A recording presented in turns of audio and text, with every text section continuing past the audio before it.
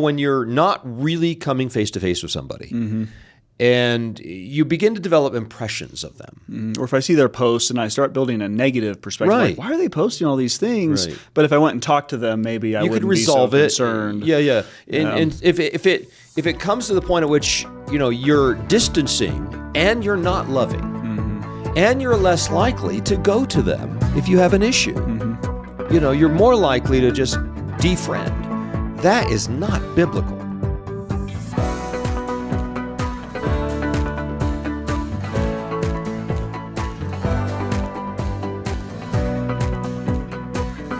Welcome, friends, to the Generations broadcast. Kevin Swanson with you, and another edition of What Does the Bible Say About That? And with me again, Josh Wiese, who is a production director for our publications that we produce as part of the Generations Ministry, and also a pastor out here at our local community church. But today the question is, what does the Bible say about that? Social media. What does the Bible say about social media? So I looked it up in the concordance. Yeah, came up with a blank there, huh? Yeah, that's there. Didn't have anything to say about social media. So that's the end of the program. That could No, be. I'm kidding. Yes. No, there's actually something more to say. And of course, the Bible has a great deal to say in terms of principle. That's one of the reasons why we want to be careful that we not tell people, hey, don't use social media, or only use these forms of social media.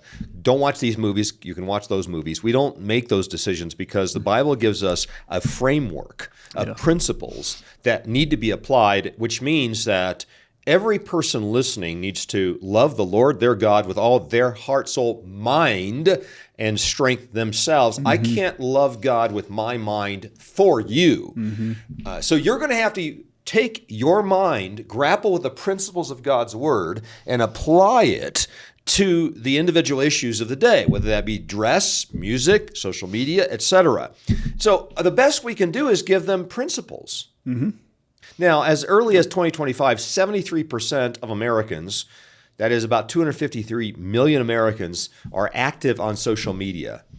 And my guess is I'm not one of them. Yeah, that's one of the drawbacks. Not part of the statistic, even though you know what? I'm not one of the 253 million Americans, although I do hit the social media sites about once a year. All right, so you have a little bit of familiarity. It's just limited. That's not active, right? Is that inactive? That's inactive. Pretty inactive, and I don't have any other accounts myself, except for Nextdoor, which I use somewhat for like neighborhood interaction, which can also still have its own problems, but useful like if I want to buy something from my neighbor, that kind of stuff, or interact. Yeah. Well, it turns out the book of Proverbs has a ton to say about communication. And in fact, this is the number one most important principle that seems to come out of the book of Proverbs, or the most repeated principle that comes out of the book of Proverbs. I would say the fundamental is the fear of God is the beginning of wisdom and knowledge at every point, including entering into social media. So certainly, if you're going to do social media, you've got to do it in the fear of God. As That's with everything fundamental. else, yes. As with everything else. So I guess one of my recommendations, Josh, is to read the book of Proverbs 3 times before you get on social media. And note all the communication and relationship principles that would be underline every one of them. included in that, yes. That's quite a bit of content to master. Yeah, it is. So, I mean, from the outset, a soft answer turns away wrath, but a harsh word stirs up anger. Okay, that's Proverbs 15. 1 and 2. The tongue of the wise uses knowledge rightly, but the mouth of fools just pours forth foolishness. It seems to me that happens on social media. There's a fair amount of pouring forth of foolishness. Yeah, and comment boxes are one of the worst places in the universe to go for edification in most cases. It's not that truth can't be shared there, but the nature of the communication just tends to devolve so quickly. But in the positive, Proverbs 15:23 says, a man has joy by the answer of his mouth, and a word spoken in due season, how good it is. The heart of the righteous studies how to answer, but the mouth of the wicked just pours forth evil. So the heart matters in this. And honestly, anytime you speak or anytime you put an entrance into the social media sources or platforms, you want to be sure that your heart is in the right place. And that's one reason why I think you want to study how to answer.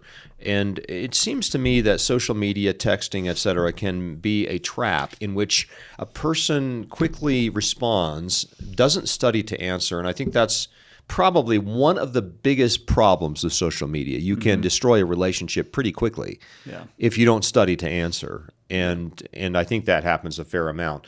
Like the cold of snow in the time of harvest is a faithful messenger to those who send him. He refreshes the soul of his masters. And so that's a proverb having to do with being a faithful messenger. And really what social media is you're transferring messages from one source to others who apparently need to hear the message. But you want to be sure that you're a faithful messenger.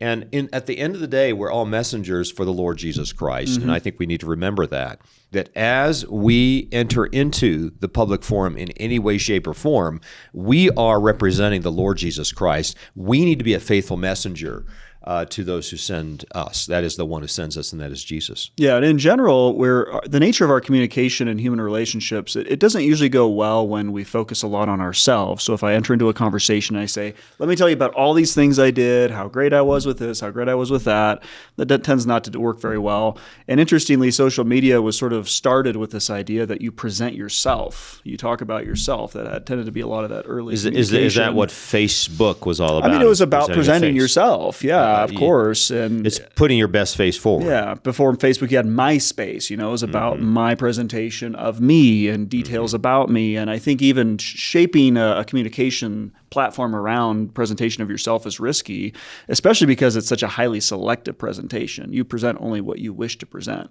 And it ends up leading to the risk of externalism, I think, in terms of not actually being sincere. Honest, sincere presentation of who we really are. Because you don't present things you don't want to present.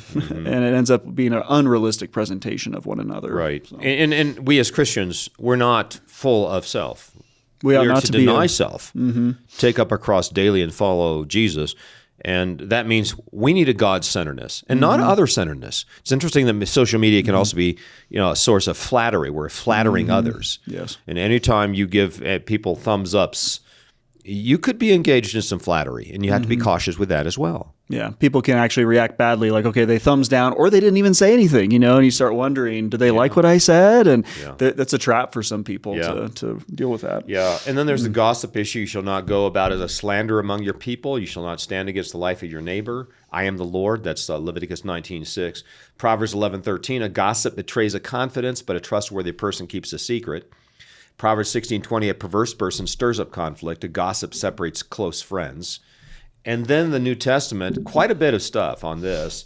2 Corinthians 12:20, I fear that perhaps when I come, I may find you not as I wish, rather quarreling, jealousy, anger, hostility, slander, gossip, conceit, and disorder. And that could be the social media site upon which some of the members of the church are participating. Yeah, and all these interactions are public by nature. So once you start talking about some other person, it just continues to grow from then on out, and you have no real privacy around who you're talking about and what you're saying. And Paul seems to be very concerned in 1 Timothy 5:13 about women who have nothing better to do than to go house to house, talking about things they ought not to be talking about. Busybodies who talk nonsense, saying things they ought not to say. 2 Thessalonians 3:11 as well. Paul is very concerned about members of the church not really applying themselves to their work, and so they're sitting there, on the internet interacting with social media sources when really they should be focused in on their work, raising their children, working with their homes, et cetera, et cetera. And he says, we hear that some among you are idle and disruptive, not busy, but rather busy bodies. So, as you consider social media, you wonder what percent of social media is TMI, too much information? What percent of it is gossip, unnecessary information about others? What percent of it is displaying ourselves, self-aggrandizements, time wasted? What percent is diversions away from issues that are far more important? The devil is very good at diversions as well as deceptions. What percentage deceptions, exaggerations? What percentage of it is foolish comments, unkind comments? What percentage of it is questionable issues being tossed about?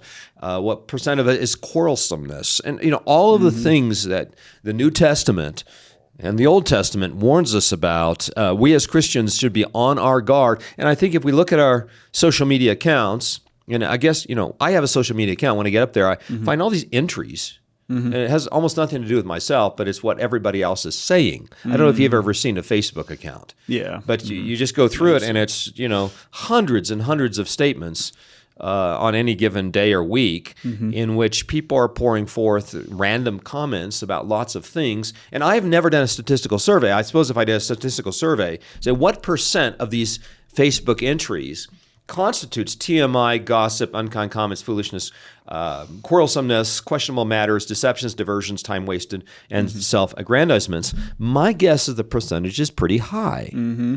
Yeah, and it's noteworthy, too, that we call it social media, which the theory was that it would help build relationship. But it's noteworthy that in the modern day, you even have modern government legislators that are recognizing it's actually harmful to young people, harmful in terms of isolation, loneliness, depression, etc. It has not achieved, generally speaking, helpful relationship. Now, does it connect some people around the world that couldn't communicate otherwise? I believe it has done that at times. But as a replacement for a real relationship, it certainly cannot do that, and it tends to isolate. Well, and there are tons of warnings. And I'm talking about secular warnings and cautions out there. My understanding is there are, people who run large infotech organizations like Facebook or like Amazon or something like Microsoft, guys who are in responsible positions, CEOs of some of the major corporations, and they don't do social media. They realize the danger. They don't want their kids on social media. Right. It is ironic. Some of the big tech makers are so sensitive about the use of tech. And how many warnings do we get from Elon Musk about how this or that forms of technology could be used badly? Now, let's say from the outset that you can use a chainsaw badly. That's right. Or you don't want a 2-year-old running around with a running chainsaw in the house. No. But you can also take dominion, cut down trees, take care of your property, build houses. You can do a lot of good things. You sure can with the chainsaw. Right. But wow, we got to respect it. Well, here are some of the cautions, and let me just throw these out as well. These are the secular cautions as to how we could use social media badly, as to how 73% of the nation's population could be using social media badly. It could erode the social unity. Social media tends to fragment people into ideological or interest-based groups. It can break down traditional social structures. Historically, families, neighborhoods, churches, schools, communities were primary centers of social life, not so much anymore. Weakening personal relationships, online interactions can be shallow compared to in-person communication, leading to weaker bonds. It could increase individualism and isolation. While social media is designed to connect, paradoxically, it often leads to loneliness and isolation. Conflict, breaking down of civility, and we have such extremely fragile relationships today. If somebody gets defriended or somebody doesn't get liked as much as they want to be liked, and you're in big, big trouble. Just simply sets up relationships to extreme levels of fragility.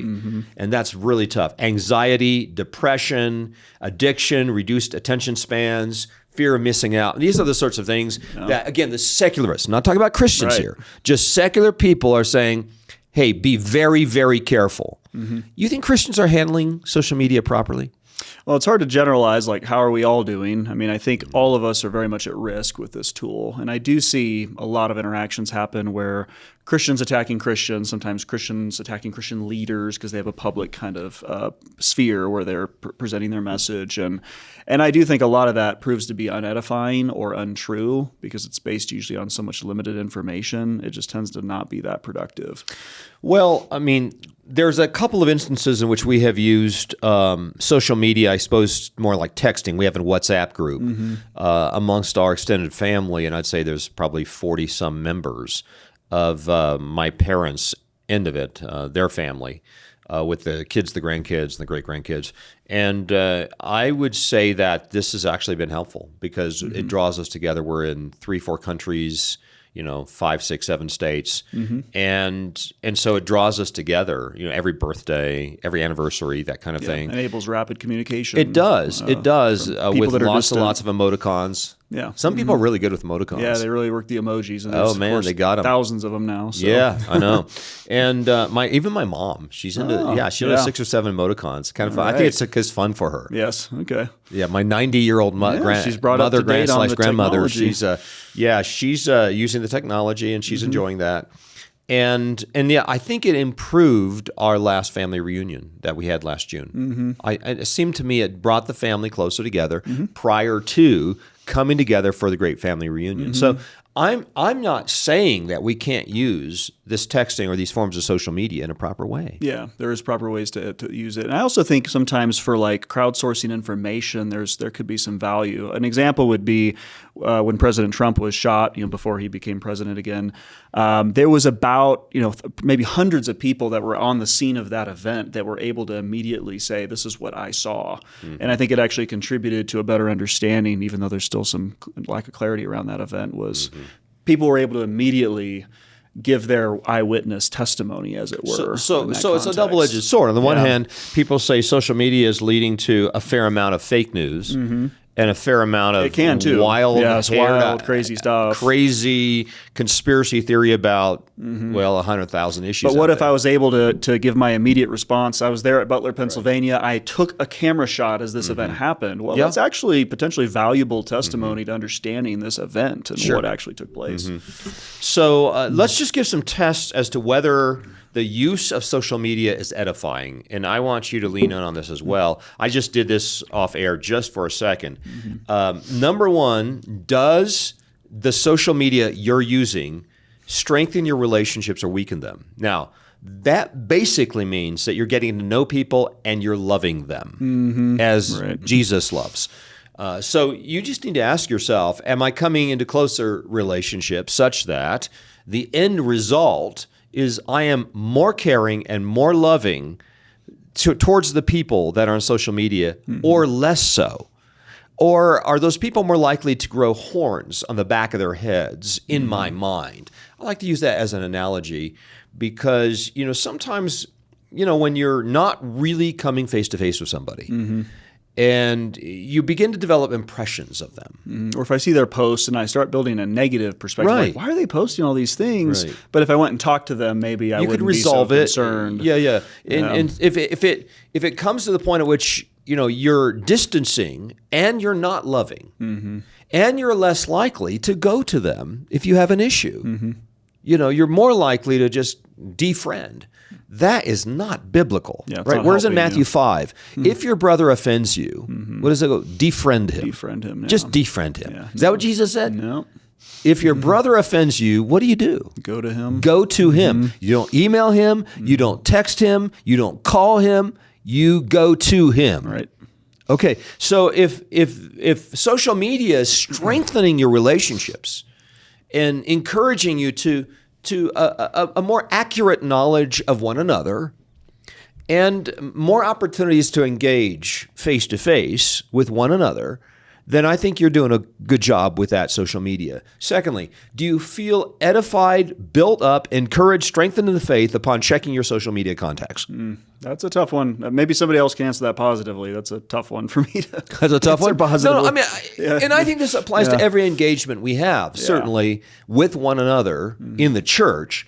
But I think we need to really, whatever we do, we need to do it for edification. That's right. And if you feel like you just stuck your hand into a sewer pipe after visiting a social media site, It wasn't worth your time then. you know what I'm talking about? When you just feel like you need to take a shower. You've been cleaning out a sewer pipe and you need to go take a shower. Probably not a healthy form of social media. And that's what I'm saying, Kevin, is I can't think of a time where I interacted and generally was built up, especially because most of the time it's around controversial and questionable issues that people have discussions. Yeah. Of course, occasionally somebody could post a sermon or a verse or something or a good quote, and that can be edifying. That's the kind of thing we get with our WhatsApp group in our That's what you're family. sharing, Yeah, we're sharing positive, encouraging verses, things like that. But you've also mentioned off air that I didn't realize this. social media can be a gateway to pornography. Yeah, there's many didn't men realize that have that. testified that that's How is that? I didn't think they're allowed to do that. Social media isn't always just limited to your immediate friends. I mean, sometimes, like, let's think about like X, for example, which used to be called Twitter. You can follow anybody on there, generally speaking, unless people restrict that. And so I can follow people that post imagery that's questionable, risky, immoderate. people can post risque stuff on X, for example, or it can at least be a temptation, stumbling block. And there's also times where so-called actual pornography gets around these filters, that are supposed to be moderated, and guys seem to find ways to get to it if they're looking for it. So the question is again, you're hitting the social media sites. Don't do it mindlessly. Don't do it because everybody else is doing it, and don't do it because you've got some kind of weird habit, some weird obsession going on in your life. Be intentional and deliberate and thoughtful and wise about the use of your time. In fact, that's the other principle we should probably bring in: is redeem the time, for the days are evil. Right. So there's that as well. But be careful. Make sure that you're edified, built up, encouraged, strengthened in faith upon your access to social media sites. And then here's one more. Do you feel proud or humbled? Or perhaps upset that your pride was offended after visiting your social media sites or making your entries? That's a big one. Pride steps into social media. And it's such an artificial context for communication and presentation that it's very easy to either pridefully present yourself, but if you were in a real room talking or people really knew you, it wouldn't work the same way. And so it is very risky context. And again, the principle, redeeming the time, I guess, the other thing is, do you really sense you have redeemed the time? My understanding is you've got a lot of hours on social media. On average, here it is. On average, Gen Zers are doing 4 hours per day on social media. I didn't get a percentage of how many people. It's got to be over 73% are on social media. If you might isolate certain groups, if you say like a 16 to 18-year-olds or something, I bet you could even find hours that are higher for some people. Higher than 4? Well, I haven't really done the statistical studies, but I've heard of those. I'm trying to understand 6 to what 8 you're hours. doing over 240 minutes. You're scrolling. Answer me. What do you think somebody does? I guess there's more than one social media site. So you've got your TikTok, you've got your Instagram, you've got Facebook. I guess you got to check a lot of stuff. So you're constantly working. Like, you've got all this pretend work going on, which isn't work. Yeah. It's wasting time. But Gen Zers, 4 hours per day. Millennials, 25 to 40 years of age, 3 hours per day. Gen Xers, which is, I guess, me, 1.5 hours per day, and baby boomers are doing 1 hour per day average on social media. So that's outrageous. That's a problem. Well, wouldn't you say that? I mean, give us some time. I realize we're not supposed to bind consciences here, but what's reasonable? You would think 10 minutes, maybe? Well, if you've thoughtfully arranged your day with the top priorities that God has called you to, I'm inclined to think that you're not going to be able to justify those higher numbers, right? You're not. It's going to be hard to find a way to say, like, that is fitting with my calling that God has given me, my responsibilities God has given me. That's going to be tough to fit in. And perhaps computers are supposed to make things more efficient. Yeah. This doesn't sound like it's making things more efficient. Well, and a question for now, number one, we don't want to make relationships more efficient, because the whole idea of being efficient in your relationships is probably going to destroy relationships. But there are elements of life you can make more efficient by means of technology. And I do think that, WhatsApping 45 relatives in 4 different countries can be pretty efficient if you're sending out an info message that you want to be sure all 45 people get, because it's important for all of them to know about this particular event or what have you. It is possible that media and technology could make things more efficient, work more efficient, et cetera, but it could make your life way less efficient as well, while at the same time destroying relationships. So you don't want that happening. Well, and one of the key differences, Kevin, between like WhatsApp and let's say X or Facebook is that X and Facebook have what's called the endless scroll. and that is that you can scroll and scroll and scroll, and there's always more to see. There's always more posts. There's always more down below or down above or Sort up of like above. YouTube does the same like YouTube, thing. Yeah. Whereas WhatsApp is limited to what you chat and who you're chatting with. But social media, as it's traditionally considered, is sort of an endless new things. It's almost like being at a carnival that never ends. Like you could keep walking through and there's always a new game or a new like stand with food. And so that's why it's so addictive. And it's actually the intention of those social media companies to generate ad revenue, right? That's how they make their money. So it is in their best interest that you stay as long as possible and you see as many ads as possible. And so we have to be aware, like, this is why they want us on this platform outside of our own motivations. And it's risky. Yeah. Any other last words? I mean, by the end of this program, everybody is going to conclude, wow, social media is unbiblical. Well, and of course, yeah. But I'm still not saying it's unbiblical. Yeah, we I'm don't saying there wanna are uses for texting and social media. Yeah, and we're not trying to bind consciences here. We're giving our own perspective, but we're saying these are important principles that will tell you that social media has a lot of risks. And I do think that insofar as we personally communicate on social media, we need to be thinking about how we can give grace to those that read our messages, how we can bear witness to the truth of Christ, how we can edify. That still has to be the motivating factor of our communication. Okay, friends, that's the question on this edition of the program. What does the Bible say about social media? I hope this has been helpful. If you have any other questions, comments, additions, subtractions, simply email us at mail@generations.org. That's mail@generations.org. And this is Kevin Swanson and Joshua Suiso, and we want to invite you back again next time as we continue to lay down a vision for the next generation. This has been a production of the Generations Media Network. For more information, go to generations.org/media.